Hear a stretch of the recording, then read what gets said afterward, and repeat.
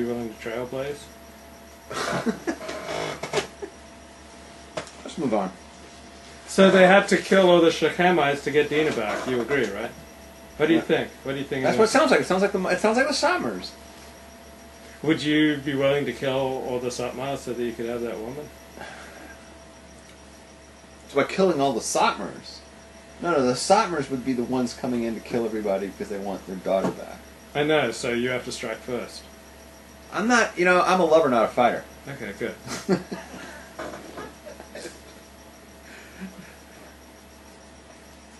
Great. So what do you think is interesting about the story of Dina? Not much. Because I don't see it as a rape. I don't see it as a rape because I follow the Torah. I don't follow the Prager.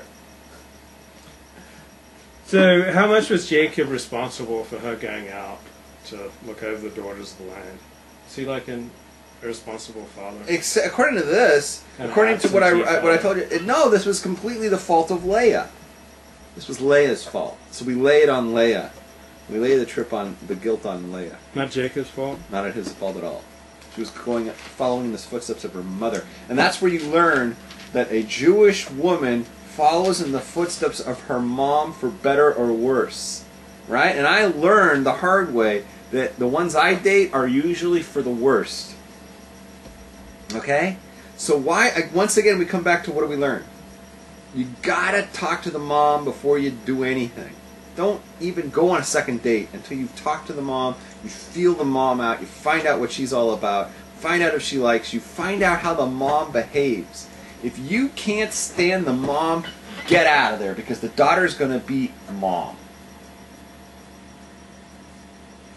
So does God's promise to Noah mean that there will be no catastrophic climate change? What?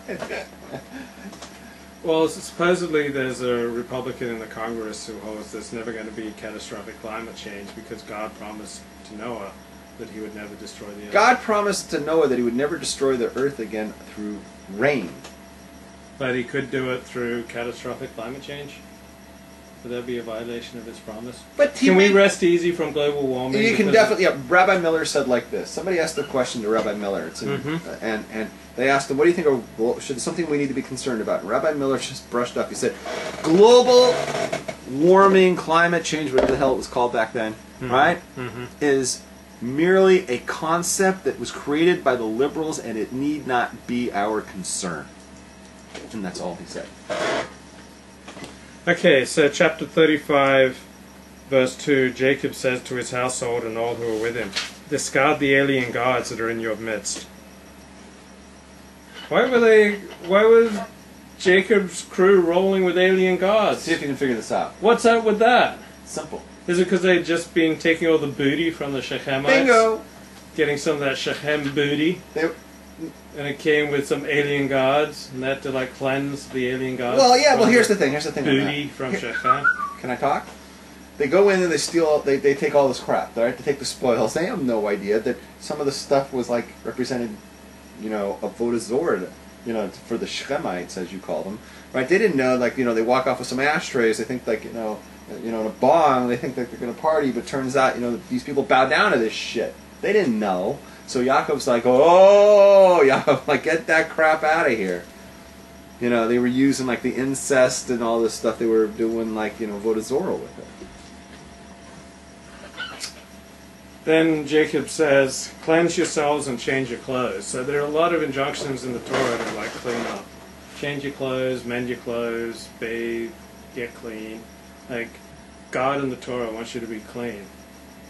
Cleanliness is next to godliness in that perspective. You gotta be neat. You gotta be clean. You gotta give your mom a break from her washing machine. And sooner or later, all Jewish kids... No, how does that fucking song go? It's a Jewish song. It goes, "Sooner or later, all Jewish kids were making a Seder B'ni Kayom." Seder and cleanliness. Yeah, so cleanliness is a big Torah value. It's next to godliness. How right? often do you bathe?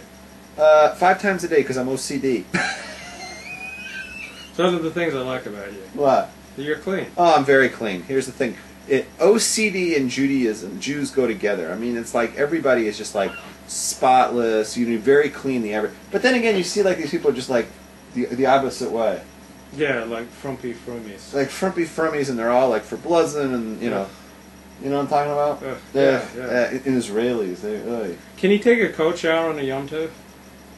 You can take a hot shower on a Yom Tov. You can take a cold shower on Shabbos. So that's the wrong question. You can on Yom Tov you can take a hot shower Aver Ba'aver, but I don't know how you could take a shower that wasn't Aver Ba'aver. Aver Ba'aver means you do one limit at a time. Okay? Mm-hmm. Who has a shower that can do more than one limit at a time? Do you have a shower that you could like wash your arms and your legs at the same time? I don't know anybody who owns that. But if you did, you couldn't use it that way, right? So you can take a hot shower on Yom Tov if it's Aver Ba'aver, one limit at a time. And on Shabbos, you can take a cold shower if that's what you're into. I don't like cold showers. I love cold showers. They made me the man I am today. Can a frum Jew smoke marijuana? Depends where they live. Let's say they live in California and they got a note from their doctor. Yeah, no problem. Really? Don't you think it's like totally selling out and against... Selling what out? Well, the Torah doesn't have a commandment. Don't smoke dope, right? We have other commandments. We have to do shmira shaguf, right? You have to take care of your body. Mm-hmm. If you are in need of medication, there is no question that you have to take medication no matter what it is. Torah says if a person needs to eat pork because it'll save their life, they can eat it. So how much more so you can smoke a bowl? You know? So medicinal, what is it, marijuana or whatever the hell, you can take any drug as long as if you need it. Yeah, absolutely. Would you agree that the greatest thing you can do is to die for Hashem? No. I say the greatest thing you can do is live for Hashem. Like, would it be a good deed if, like, a Jew went into a mosque and, like, blew himself up and everything? You already asked me that. I did. The first time I was in here, you go, let me ask you a question. What about it? And I thought you were, like, trying to set me up for something, you know? It was like, do you think, like, how is that the biggest mitzvah? Is, like, take like, an assault rifle and shoot 50 Muslims? And I was like, okay, where is he going with this? He's trying to trap me into something. You know, I thought you were trying to... I didn't know, like, where you were going. I was like, no. Is it okay to shoot the Prime Minister?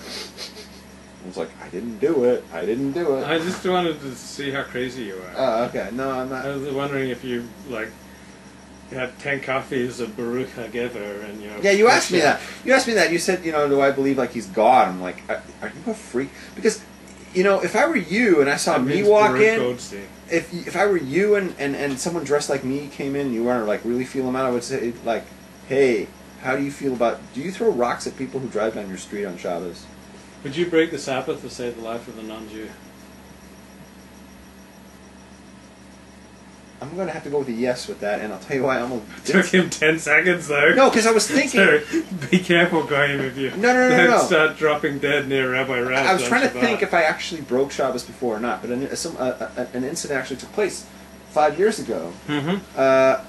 Goyim got in a traffic accident on Pico Boulevard. Uh-huh. And, I mean, it wasn't really necessarily life or death. I mean, as it turned out, they all were okay, right? But it could have been life or death. And my first reaction was run down there and do whatever it takes. So I was going to think maybe I've already done it. I've already broken Shabbos. But as it turned out, I didn't actually break. There was nothing to break, right? You know, I motioned the fire engine in, and I did a lot of these kind of things. But, I mean, there's no... It doesn't say in the Torah, you can't, like, do this and that. You know, so I didn't really break Shabbos, but I was prepared to do it, and those were all Goyim. Will you donate your body to science after you die? No. So they can, like, cut out your organs and no, examine them? No. Why not? Then you would increase our scientific knowledge. Maybe they can help people so that they don't end up with, like, a lonely, sad life. I don't know. My Rebbeim always said that. I know that there's a lot of Rebbeim out there that say it's okay to do it and they should do it. But the more modern ones. Yeah, but my Rebbeim always said you can't do that. So that's why. There's no like why. Or that's just following what my Rebbeim says. Do you disagree with your Rebbeim on anything? On anything important? Like maybe you don't believe in an afterlife.